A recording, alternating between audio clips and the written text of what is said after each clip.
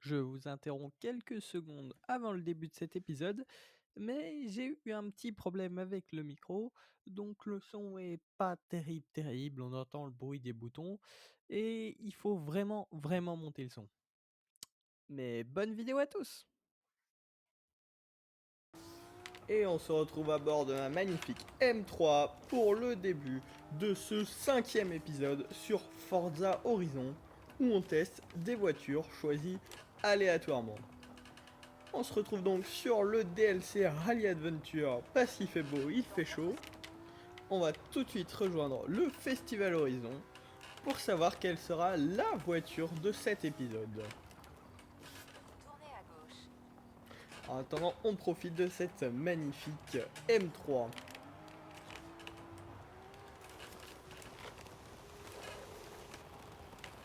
Et on se retrouve sur mon ordinateur pour tirer au sort la voiture de cet épisode.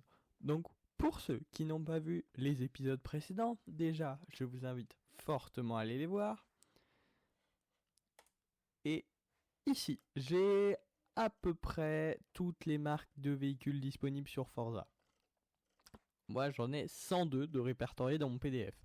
Donc, on va d'abord trouver un nombre aléatoire entre 1 et 102. Et après, on ira chercher un modèle en fonction du nombre de modèles qui sont disponibles dans Forza sur cette marque. On va tirer un nombre entre 1 et 102 et ce sera la 94. Donc 94. C'est Subaru. Ça peut être un très bon épisode, un petit peu japonais. Donc on va aller voir combien de voitures chez Subaru. Donc plutôt vers la fin de la liste. Ça pourrait donner lieu à une Impreza ou quelque chose comme ça. Ça pourrait être vraiment cool. Toyota. Non, j'ai passé. Subaru, on a 10 Subaru, dont une, 2, 3, 4 qui sont des Impreza. Donc on va tirer un nombre entre 1 et 10 et on va voir sur quoi on tombe.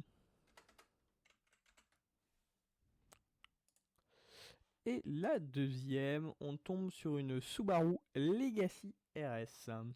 Je ne connais pas cette voiture, on va tout de suite aller voir sur Forza ce que c'est. Je vous interromps 30 secondes pour vous demander de vous abonner. On a passé les 40 abonnés, donc direction les 100.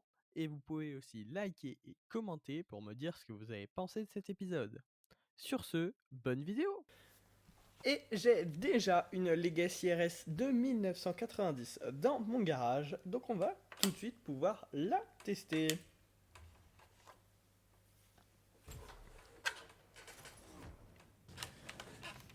Bon, il fait toujours nuit sur Horizon Mexico, mais on va quand même revenir ici parce que le bitume sera quand même beaucoup plus approprié pour tester cette voiture. Donc déjà, on peut voir qu'on a un volant à droite, ce qui est pas très commun par chez nous.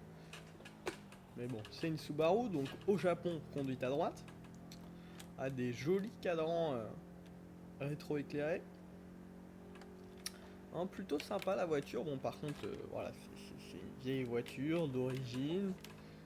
On est à 130, c'est tranquille quoi. Là, je peux vous assurer que je suis pied au plancher.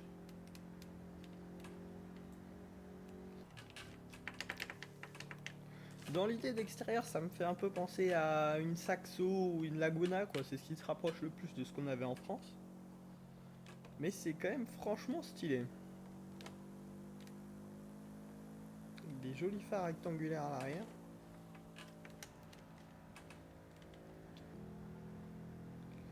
Bon, par contre, les améliorations lui feront un grand bien parce que pour l'instant, ça se traîne un peu, hein.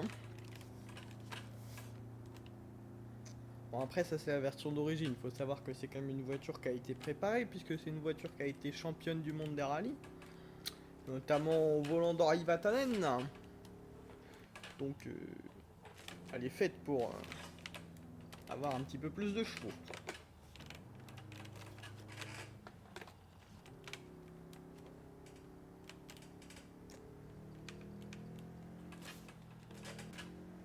Ok. Pour voir vraiment ce qu'elle vaut, je vous propose d'aller faire une course qu'on pourra refaire une fois qu'on aura amélioré la voiture pour voir un peu ce qu'elle vaut par rapport à d'autres concurrentes. On est parti sur une petite course de route pour voir si la voiture vaut quelque chose ou si elle est vraiment à la ramasse en termes de performance.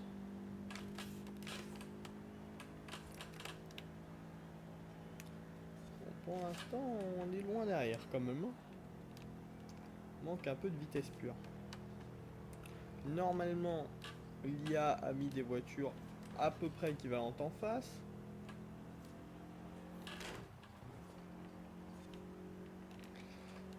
Mais on n'arrive pas à les doubler quoi.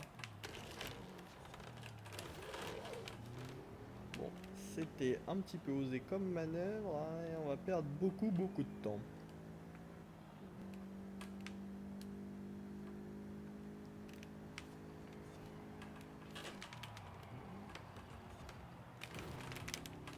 Il manque un petit peu de tenue de route quand même. Hein.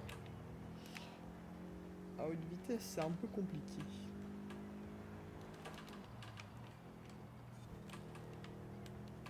Oui, on a récupéré pas mal de temps sur le 6ème. Allez, on met plein gaz. On essaye de prendre un petit peu l'aspiration. Bon. Ouais, ça passe quand même, j'ai eu peur parce que avec le passage de vitesse, on a perdu pas mal de temps. La boîte elle est assez lente. Ok, on vient. C'est quand même une course de Youngtimer. Hein. Entre BM 205 et bonne vieille Subaru.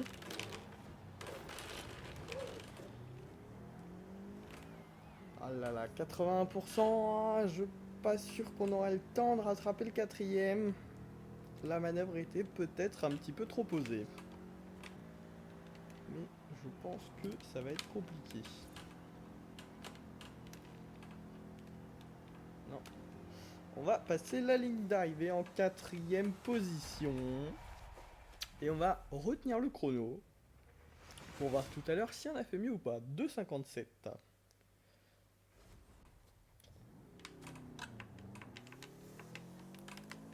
Donc la voiture d'origine est sympa mais assez vieille.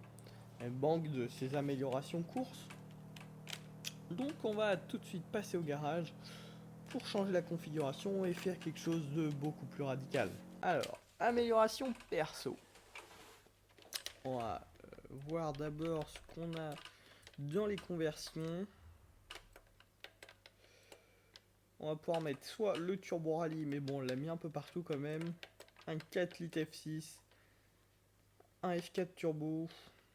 Un V8.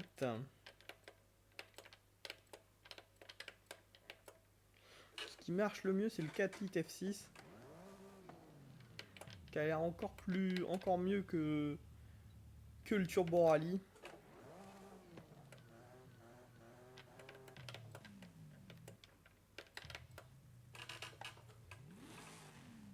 Mais moi je mettrais bien le V8. Allez, on va tester avec le V8. On va garder les 4 roues motrices. Ouais non quand même que faut. Ouais, je vais changer d'avis parce qu'il y a quand même une très grosse différence entre le V8 et le F6. Donc on va mettre le F6. On va booster un peu les turbos. Ah, on va pouvoir mettre un kit carrosserie.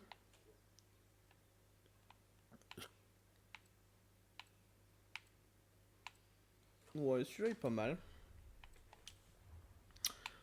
Ok, à l'arrière.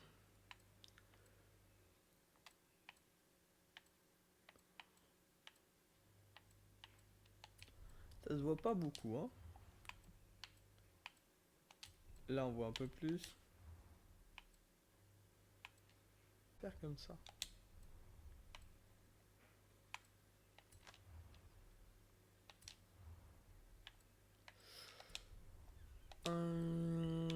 Ok. Ok, maintenant qu'on a vu le kit carrosserie, on va aller booster un petit peu le moteur.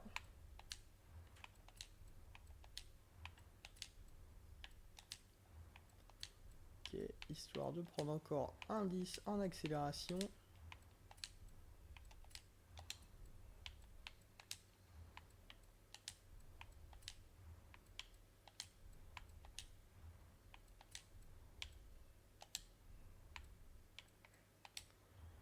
Ok, on va voir du côté du freinage. Les amortisseurs, on va mettre quelque chose. Alors c'est là qu'il faut choisir si on va faire du rallye ou pas. Ça pourrait être quand même sympa. Mais je pense qu'on va rester sur la route. Notamment puisque vous savez qu'à la fin de la série, on teste toujours les voitures sur le Mans. Donc c'est plus pratique si on est en config piste.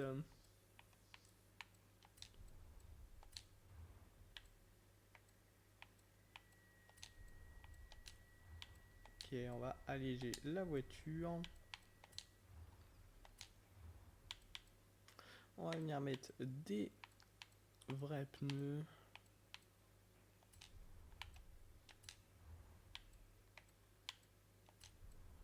On va augmenter la taille des roues pour avoir un petit peu plus de tenue de route. On va laisser les jantes d'origine.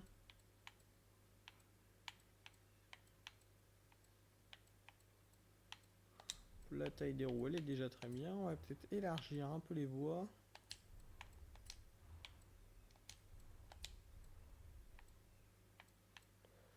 Ça c'est fait, ça c'est fait. Et on va aller voir la transmission.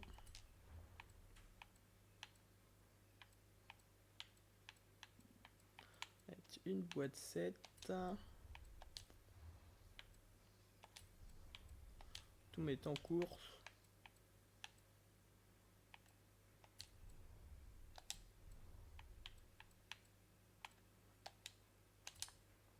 Et là, on a une voiture quand même beaucoup plus compétitive, hein. On augmente les jets latéraux, on gagne en puissance, on baisse en poids. Ça coûte un petit peu cher, mais ça va être une belle voiture. Bon, forcément, c'est une Subaru, fallait que je la mette en bleu et doré. Donc, elle est fin prête pour aller faire des courses. Et là, je pense que ça va envoyer.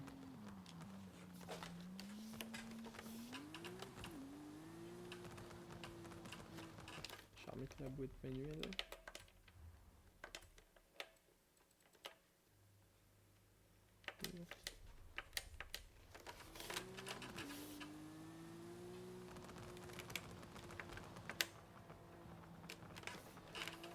Ah ouais, là ça accroche. Là franchement c'est très très sympa. Oula. Oula, oula, oula, oula. Donc il y a des petites incertitudes dans le volant, mais ça suit quand même plutôt bien la piste. Là, on ressent la voiture championne du monde des rallyes. Là ça envoie. Par contre elle passe pas aussi fort que ça dans les virages quoi. Mais... Oh là. Faut dire que j'ai mis des gommes slick aussi. Et que là la route est trempée. Peut-être que ça aiderait si la piste était sèche. Par contre la tenue de route laisse un petit peu à désirer. Bon, on va tout de suite retenter la course pour voir si la voiture est vraiment beaucoup plus rapide. Le rythme est déjà pas du tout le même. Les voitures un petit peu plus différentes. Pas exactement les mêmes. Et là, on sent que on a déjà un petit peu de mal. La voiture ne suit pas trop les courbes.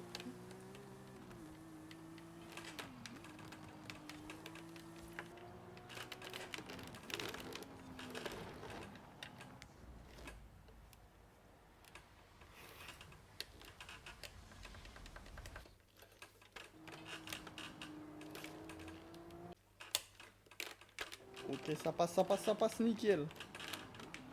Un bon coup de frein. Plein gaz. Plein gaz, plein gaz, plein gaz. Beaucoup de frein. On va essayer d'aller chercher le podium maintenant. Allez, allez, passe, passe, passe, passe. On est derrière une voiture qui est la même que nous. Et on va la fumer parce que nos améliorations sont bien meilleures.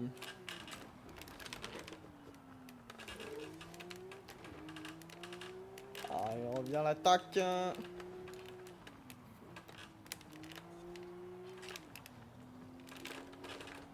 Oh là, je me loupe là.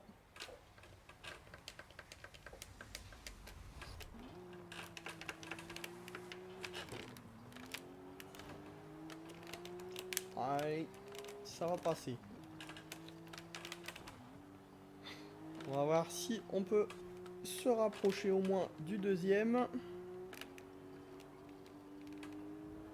Ah non, on n'y arrivera pas. Mais on s'offre quand même un joli podium. En améliorant quasiment de 50 secondes, ce qui est stratosphérique. Voilà, les améliorations sont quand même beaucoup mieux.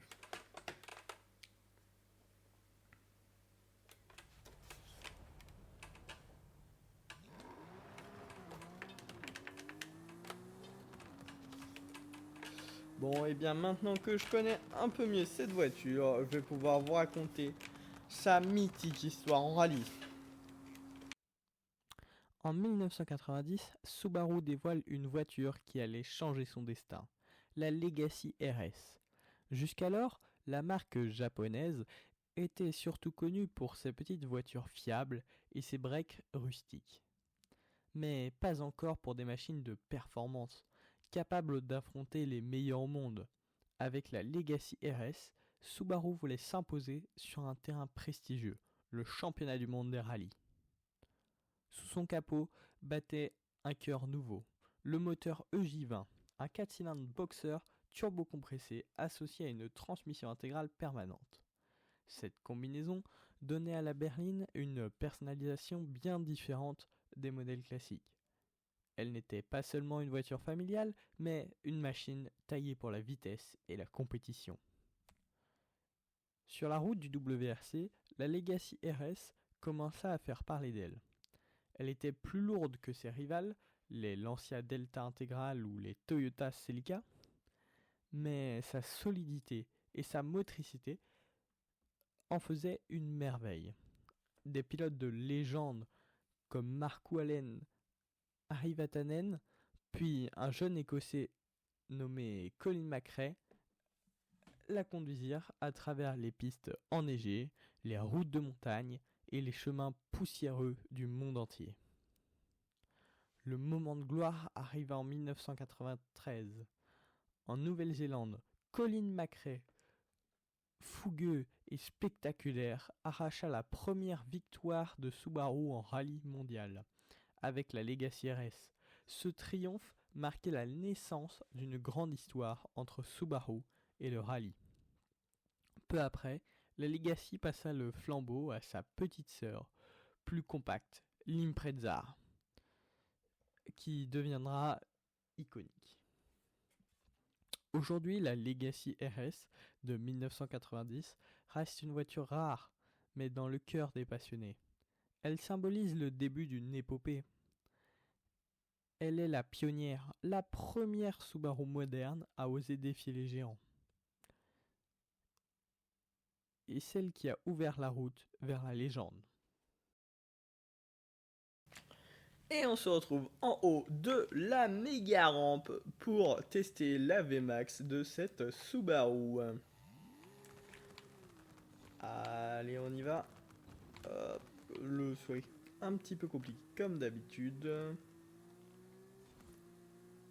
Ok, toujours une boîte 7 hein, comme d'hab. Ah ouais, on prend une bonne VMAX. Hein. 378, c'est pas mal. J'ai vu des voitures qui faisaient pire. Ah bon bah forcément par rapport à certains tanks qu'on a testés dans cette série, il y a eu mieux, mais c'est déjà sympa 378. Hein. Allez, on va faire un joli saut. Ouh, c'est pas terrible. Hein, puis en plus, c'est pas vraiment de travers. Un demi-tour. Hop, 360. Oh là là, puis il se retourne carrément. Ah, il réussit le saut, ça c'est pas mal.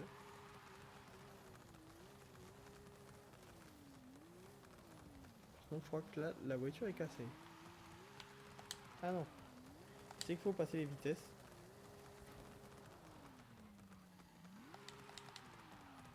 Merde, bouquin. Bon.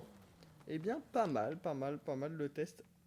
Maintenant, on va pouvoir tester ses performances sur piste, sur la mythique piste du Mans. Et on se retrouve du coup sur cette belle piste pour essayer de taper un bien meilleur chrono qu'avec les véhicules précédents. Parce que là, on a une voiture agile, sportive, très réactive.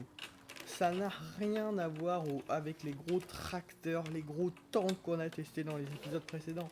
Alors bon, même si c'est encore une voiture qui a quelques années, on reste sur une voiture championne du monde des rallyes. Donc je pense qu'il y a moyen de taper un très bon chrono. Donc c'est parti, je vais essayer de faire les meilleurs tours que je peux. Et on se retrouve à l'arrivée pour voir ce que ça donne.